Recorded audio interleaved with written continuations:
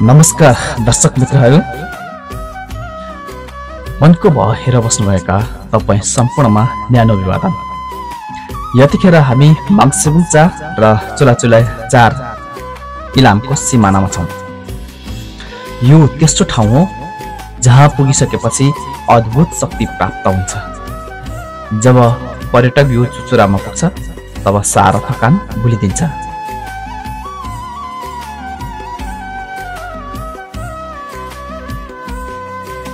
नमस्ते, म नवीन लिम्बू। म चाहिँ यो माङ्सेबुङ गाउँपालिकाको 4 नम्बर वडाको सबैभन्दा अन्तिम भाग र चुलाचुलीको सिमाना झन्डी डाँडा भन्नेमा आइपुगेको छु र यहाँको वस्तु, यहाँको चाहिँ गाउँहरूलाई पनि यसो अवलोकन गर्ने अवसर मिलेको छ। यो चाहिँ यो साँगुरी भन्ने चाहिँ माङ्सेबुङ गाउँपालिका 4 नम्बर वडाको सबैभन्दा तल्लो भागमा रहेको वडा टोलमा पर्छ र यहाँ चाहिँ एकदम यहाँबाट आएपछि चाहिँ झापा दमकतिर र चुलाचुलीपट्टि फर्केर हेर्ने हो भने एकदम रमाइलो दृश्यहरू अवलोकन गर्न पाइन्छ र यहाँबाट माङ्सेबुङको लगभग 4 नम्बर वडा सबै देख्न सकिन्छ। 5 नम्बर 6 नम्बर पनि यहाँबाट चाहिँ यसो अवलोकन गर्न सकिन्छ। अनि यहाँ चाहिँ अलिकति बाटोहरू अप्ठ्यारो भए पनि यहाँ आएपछि चाहिँ फेरि एउटा छुट्टै आनन्द महसुस गर्न सकिन्छ र यहाँ हाइकिङको लागि चाहिँ एकदम दमकदेखि नजिकै रहेको यो झन्डी डाँडामा चाहिँ आउन नजिक छ र यहाँनिर चाहिँ एकदम शान्त वातावरण र आनन्दको ठाउँ रहेको छ। धन्यवाद। विशेष गरेर पदयात्राका लागि अति उपयुक्त स्थान हो यो। प्रचण्ड गर्मीको मौसममा शीतल ताप्न अनि कठ्याङ्ग्रिँदो चिसो मौसममा जिउ तताउन यो पदयात्रा शारीरिक स्वास्थ्यका लागि उपयुक्त छ। यो ठाउँलाई स्थानीय बासीका अनुसार पहिले गुप्ती डाँडा, अम्बरे डाँडा भन्ने गरिन्थ्यो। पछिल्लो समयमा चुलाचुलीका युवा मित्रहरूले पर्यटन प्रबन्धन गर्ने हेतुका साथ यहाँ नेपालको राष्ट्रिय झण्डा गाडेर यस डाँडालाई झन्डे डाँडा नामाकरण गर्नुभएको बताइन्छ। यतिखेर चाहिँ यहाँनिर चाहिँ भेट भएको छ हाम्रा धन राई। उहाँ चाहिँ पहिला हामी सँगै पनि पढेका र उहाँ चाहिँ मेरो हितैषी मित्र पनि हुनुहुन्छ। ट्याक्कै आज यो झन्डी डाँडा भन्ने डाँडामा आउँदाखेरि यो अहिले पर्यटनको रूपमा निकै चर्चित यो ठाउँमा आउँदाखेरि उहाँसँग भेट भयो।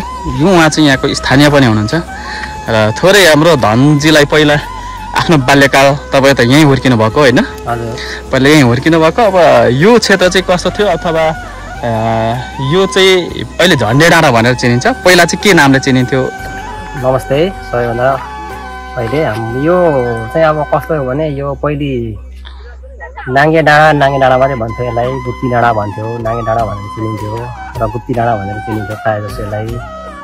पछाडि चाहिँ यो अब पहिले चाहिँ यो कस्तो थियो भने यहाँनिर खासै त्यति यो पनि थिएन, विकास पनि भएको थिएन, त्यति खासै राम्रो नभएको पनि हो। पछाडिबाट चाहिँ यहाँ हाम्रो चुलाचुलीकै साथीहरूले यसलाई एउटा केही नामाकरण दियो, त्यसलाई के गरेर अलिकति पर्यटकीय क्षेत्र बनाऊ भन्ने उद्देश्यले मनासाले गर्दाखेरि तल चुलाचुलीकै 3 र 4 साथीहरूले 4 भनौँ न, 4 साथीहरूले चाहिँ यसलाई एउटा नामाकरण गरेर सल्लाह गरेर गाउँ छिमेकीहरूसँग सल्लाह गरेर सोधेर यसलाई चाहिँ झन्डी डाँडा राखिदिउँ भनेर चाहिँ नाम यसरी बस्नु रहेको हो। अब पहिले भनेर त खासै केही पनि थिएन यस्तो। अब हामी त यहीँ बसेको यहीँ हुर्केको हुनाले गर्दाखेरि सबै थाहा छ। हामी यहीँ गोठाला गाई बस्तु गरेको मान्छे हो। अब पहिलेको हेरी त अब अहिले धेरै नै विकास भएको छ यहाँ पनि होइन। अब आफ्नै गाउँ हो, आफ्नै ठाउँ हो, धेरै विकास भइरहेको छ अहिले चाहिँ। अब पहिला त यहाँनिर तपाईँहरू त होइन, यहाँनिर चाहिँ पुरै गाई बस्तु चराउने ठाउँ होइन? यो चाहिँ कस्तो छ भने निकै उचाइ ठाउँमा रहेछ।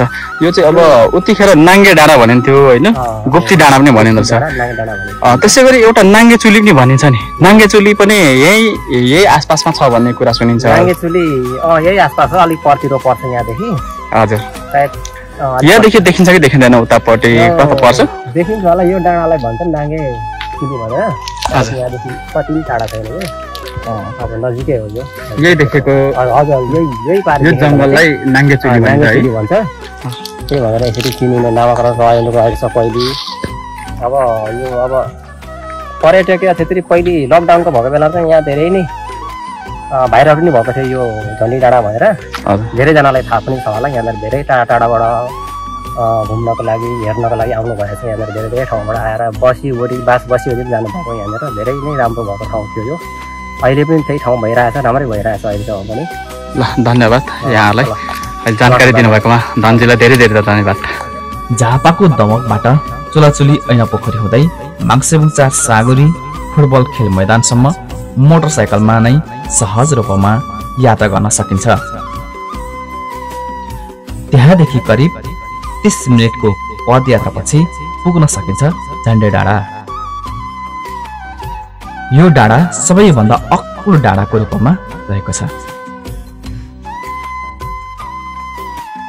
यहाँबाट दक्षिणतिरका इलामको चलाचुली झापा मोरङका तराईका लम्पसारिएका विशाल फाँटहरू हेरेर आनन्द लिन सकिन्छ भने उत्तरतर्फ प्रकृतिको कलाले सिर्जिएका इलामका रमणीय सुन्दर भूभागहरू हेर्दा झनै मन खुसीले प्रफुल्ल हुन्छ